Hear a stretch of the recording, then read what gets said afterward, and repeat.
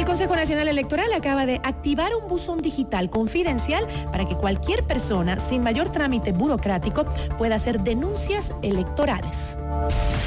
La entrevista a la carta, en diálogo directo con los protagonistas de los hechos. Nos acompaña Luis Verde Soto, vocal del Consejo Nacional Electoral. ¿Cómo está? ¿Cómo le va? Bien. Qué gusto tenerlo. Gracias. Estuvo fuera un buen tiempo, ¿no? Estuve fuera atrapado por un hospital. Ah, bueno, qué gusto tenerlo bien por acá. Cuénteme, ¿de qué se trata este buzón de denuncias? Y lo que más me preocupa es quién y cómo van a calificar como verdaderas o falsas estas denuncias que se recepten. A ver, comencemos por el inicio del origen en el cual se diseñó este mecanismo. Cuando hicimos la investigación sobre dinero ilícito en las elecciones, detectamos en todas las entrevistas que hicimos un temor enorme de la gente de acercarse y presentar su información. También detectamos que había que tener una suerte de padrinazgo local, ¿no es cierto? El sacerdote, el jefe de la escuela, etcétera, que te permita evitar de que repercusiones posteriores y represalias posteriores. Y sin embargo, mucha información quedaba en el camino. La gente te pedía una forma en la que te entregaban información, pero que sea anónima. Y el anonimato tiene una ventaja y una desventaja. La ventaja, obviamente, es para aquellas personas que, habiendo dado denuncias ciertas, no sean sujetos de represalias. La desventaja, obviamente, es que puede haber denuncias falsas. Así es. Para poder proceder, no hay alternativa de filtrarla hasta que no se conozca la denuncia. No hay ninguna fórmula, ¿no es verdad? Entonces, esta modalidad lo que hace es proteger al informante para que presente sus denuncias, pero nosotros calificamos la veracidad, no de la denuncia, digamos, sino la veracidad de los documentos, etcétera, y una vez que se los ordena, se los pasa a la instancia correspondiente, sean instancias del mismo Consejo Nacional Electoral, la Fiscalía o el Servicio de Rentas, lo que fuere. Porque si hay un cierto temor de que se podría malutilizar este servicio como una herramienta tal vez de desprestigio político también, ¿no? Que es muy común cuando se vienen las elecciones. ¿Tienes tú la posibilidad de desprestigio o utilizarlo políticamente? Estaría relacionada a la falta de documentos. Si tienes muchos documentos, evidentemente una... O sea, la denuncia no pasaría. La denuncia no pasaría. ¿Documentos como qué? Póngame un ejemplo. Tú tienes la posibilidad de tener fotografías, tener videos, tener documentos que constaten una situación determinada, escritos, etcétera. Hay muchísimas formas que pueden darse, ¿no es verdad?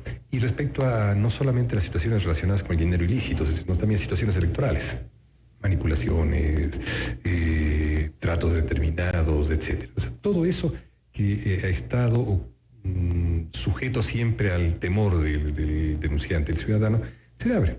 Creo que en esto es mejor pecar por apertura a la participación popular que restringirla. Estoy totalmente de acuerdo. Pero entonces se va a proteger la identidad de los denunciantes para que no tengan ninguna represalia, para que puedan denunciar con tranquilidad y se va a verificar que toda la información y los documentos que se presenten con la denuncia sean originales, sean válidos y verdaderos. Claro, ese ya es un trabajo que nos toca a nosotros.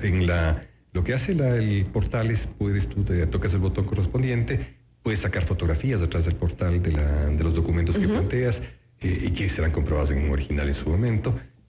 Tú puedes adicionalmente, se protege el anonimato a través, no se registra el nombre, no se registra la cédula, ni siquiera se registra la localización IP de la computadora. O sea, todo es digital, entonces... Todo es digital. Pero no van a registrar la dirección de la computadora. Sí, no, porque esa es otra forma con la cual se podría llegar al informante, ¿no es verdad?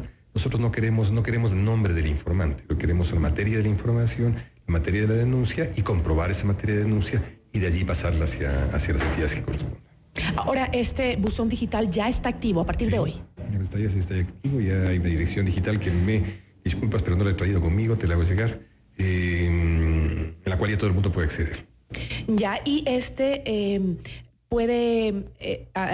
abierta en la página web del Consejo Nacional Electoral. Es una página web específica en la que tú accedes y tienes tienes una página inicial en la que se garantiza el carácter anónimo y luego una serie de preguntas que se hacen y una serie de casilleros, igual a cuando tú llenas un check-in de un avión. Ya. Es el mismo criterio.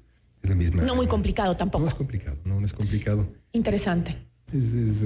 Es decir, vamos, yo estoy seguro que van a haber seguramente abusos, pero es mejor el abuso a que no exista la posibilidad de denunciar, ¿no?, estos hechos de corrupción. Ahora, ¿cómo es el proceso? Denuncia a la persona, les llega a ustedes toda la información y la procesan. ¿En cuánto tiempo tienen una respuesta y una sanción? Sí, y respuesta a él no, porque es un sujeto anónimo. Ya. El proceso. O sea, respuesta del hecho, ¿no? Siguen los procedimientos de derecho, ¿no? Entonces, dependiendo del tipo de denuncia y firma que se trate, nosotros no llevaremos el proceso jurídico.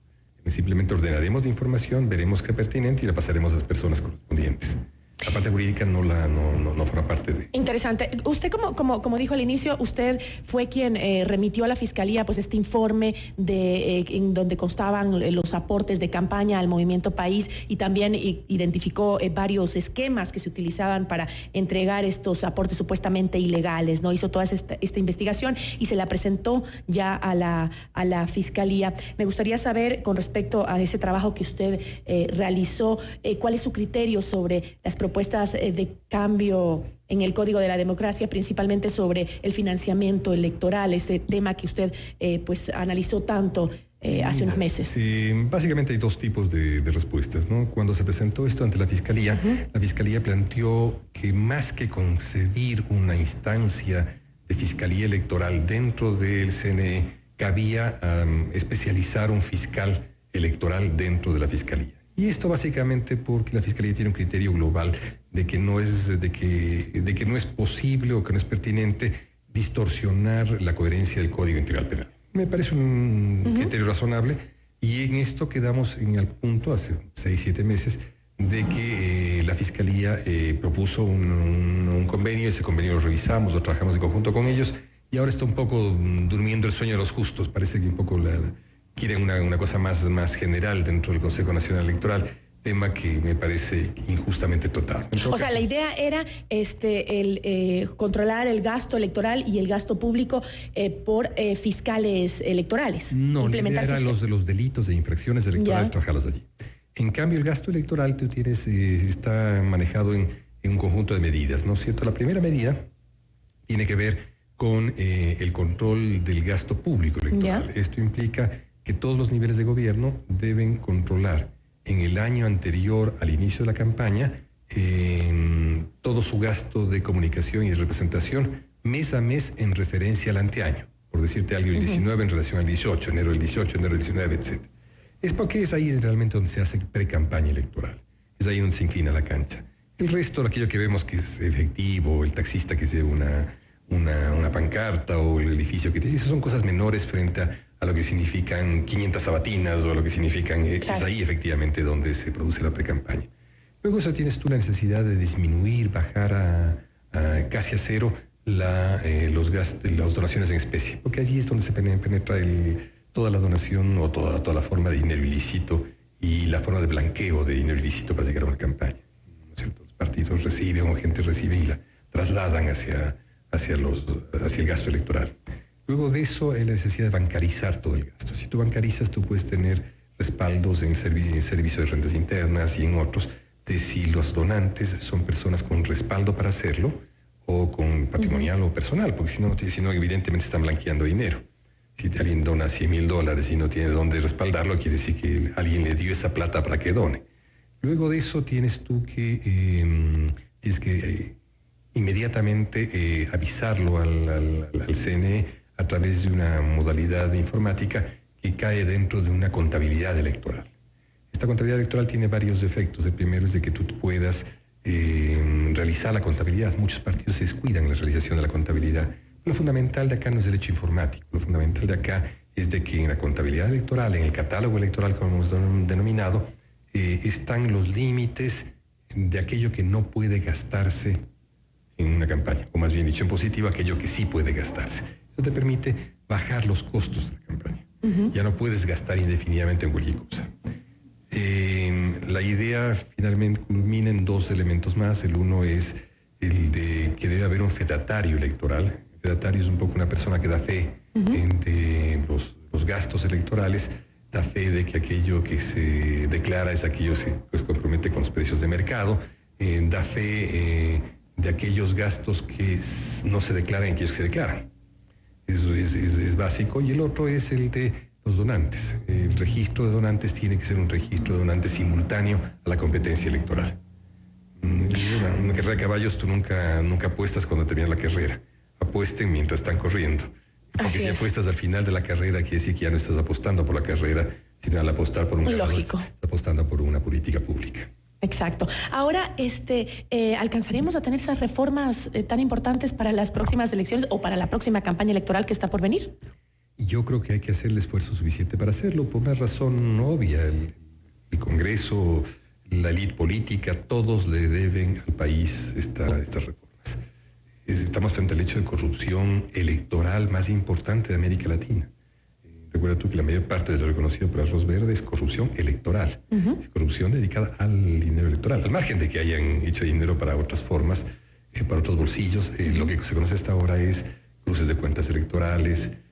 Claramente eso no se ve en las cuentas que se entregan, no se ve sino parcialmente en las cuentas que se entregan al Consejo Nacional Electoral. El informe que hemos hecho sobre Arroz Verde, que entregamos al Congreso y que el Congreso entiendo que lo ha tomado como referencia para su informe al Pleno, retoma algunos de los temas que nosotros planteamos sobre las vías de formar contabilidades, las vías de blanqueo de recursos para la donación legal.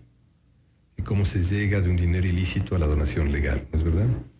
Ahí hemos encontrado muchas vías y hemos encontrado también las otras que son, obviamente son menos importantes, llamémoslas así, pero también igualmente significativas de manejo de facturas, de manejo de precios referenciales, etc. Es decir, es muy difícil en el mundo el control del gasto electoral, pero es muy necesario. O sea, hay que llegar a un punto justo en el que tengas las regulaciones adecuadas. La sobreregulación termina siendo ineficiente y la subregulación es lo que tiene Ecuador este rato, ¿no? El éxito sería llegar con esas reformas justamente para la próxima campaña electoral que está tan cerca, ¿no? Y en cuanto a cambiar el método que se utiliza actualmente en las elecciones, el método de Hunt, para regresar al sistema Webster, ¿cuál es su opinión?